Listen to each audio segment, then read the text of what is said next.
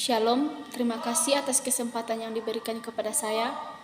Pada kesempatan ini saya akan membaca serta merenungkan sebagian dari isi firman Tuhan. Bacaan kita ambil di dalam 1 Tesalonika 5 ayat 18 yang berkata, mengucap syukurlah dalam segala hal, sebab itulah yang dikehendaki Allah di dalam Kristus Yesus bagi kamu.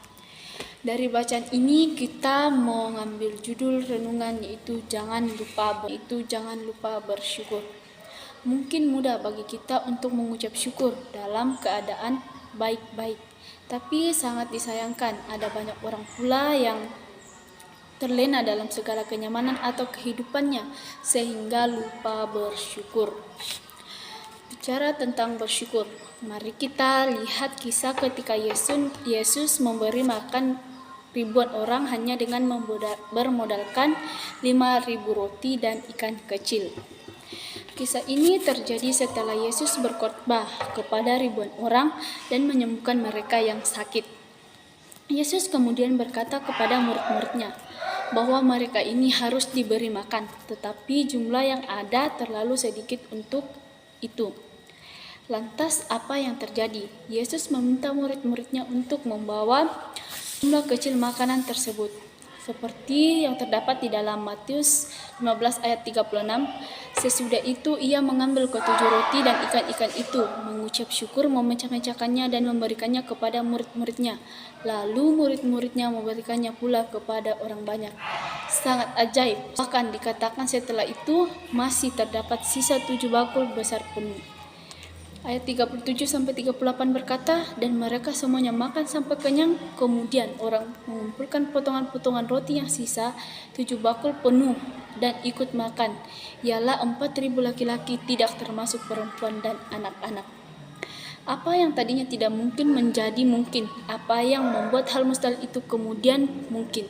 Kita bisa melihat bahwa kuncinya adalah di balik mengucap syukur. Seperti yang tercatat di dalam ayat 36 di atas, dari sini kita bisa melihat dengan jelas ada kuasa di dalam ucapan syukur. Seorang hamba Tuhan berkata, pentingnya mengucap syukur. Ucapan syukur itu merupakan bentuk pengungkapan atau cara di mana kita menyerahkan segalanya termasuk masalah-masalah yang kita alami. 2. Berserah sepenuhnya. 3. Mengatakan kepada Tuhan bahwa kita mau dibentuk dan diproses sesuai cara dan kehendak Tuhan. 4. Membiarkan kasih Tuhan mengalir di dalam hidup kita. 5. Membiarkan kuasa Tuhan bekerja dalam mengubah kehidupan kita. 6. Meninggalkan segala keinginan pribadi kita dan menerima sepenuhnya apa yang terjadi, bahkan dalam keadaan paling buruk sekalipun. 7. Menghargai segala sesuatu yang sudah diberikan Tuhan kepada kita. 8. Percaya dengan iman bahwa seburuk apapun yang kita alami hari ini, ada suatu rencana yang disediakan Tuhan kita di depan sana. Intinya, jangan lupa mengucap syukur. Sesulit-sulitnya pergumulan yang kita hadapi, ingat selalu mengucap syukur.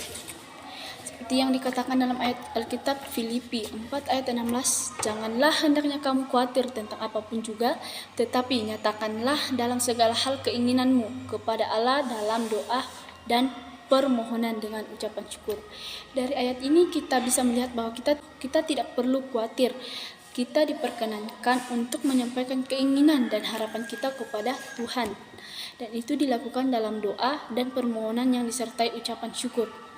Lalu mari kita lihat ayat berikutnya, terdapat di dalam 1 Tesalonika 5 ayat 18 yang berkata, mengucap syukurlah dalam segala hal, sebab itulah yang dikehendaki Allah di dalam Kristus Yesus bagi kamu. Apakah kita hanya perlu bersyukur dalam sebagian hal saja? Atau hanya dalam keadaan baik-baik saja? Ayat ini mengatakan tidak. Kita diminta untuk mengucap syukur dalam segala hal. Itulah yang dikehendaki Allah Tuhan Yesus kepada kita. Ingat pula bahwa penyampaian ucapan syukur pun harus dilakukan di dalam nama Tuhan Yesus. Di dalam ayat Alkitab Efesus 5 ayat 20 berkata, ucap syukurlah senantiasa atas segala sesuatu dalam nama Tuhan kita Yesus Kristus kepada Allah dan Bapa kita.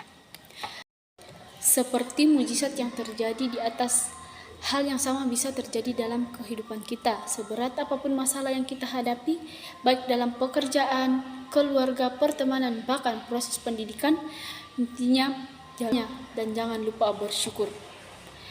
Kuasa Tuhan lewat ucapan syukur kita sehingga mujizat yang paling mustahil sekalipun bisa terjadi. Ucapan syukur mampu mendatangkan kuasa Tuhan dalam kehidupan kita. Tuhan mencurahkan Roh Kudus agar bekerja dalam kehidupan kita, memberi hikmat untuk melakukan apa yang benar di mata Tuhan, sesuai dengan kehendaknya. Apa yang tidak pernah kita pikirkan, itulah yang akan Tuhan berikan kepada kita, sebab firman Tuhan berkata di dalam 1 Korintus 2 ayat 9, apa yang tidak pernah dilihat oleh mata dan tidak pernah didengar oleh telinga dan yang tidak pernah timbul di dalam hati manusia, semua yang disediakan Allah untuk mereka yang mengasihi Dia. Intinya, jangan lupa bersyukur. Karena ucapan syukur membuktikan bahwa kita sungguh-sungguh mengasihi Dia dan percaya bahwa segala sesuatu yang diberikan kepada kita itulah yang terbaik kepada kita. Oleh karena itu, jangan putus asa, jangan hilang harapan. Apa yang kita alami, semua itu tidak akan memberikan manfaat apa-apa dan hanya menutup turunnya berkat Tuhan atas diri kita. Sebaliknya, ucap syukur yang paling sederhana sekalipun, yang berasal dari hati yang tulus, akan mendatangkan berkat berkelimpahan atas hidup kita. Pastikan hari ini kita hidup dengan ucapan syukur dan percaya Tuhan yang setia akan selalu memberikan jalan keluar sesuai dengan rencananya yang terbaik bagi kita. Tuhan Yesus memberkati.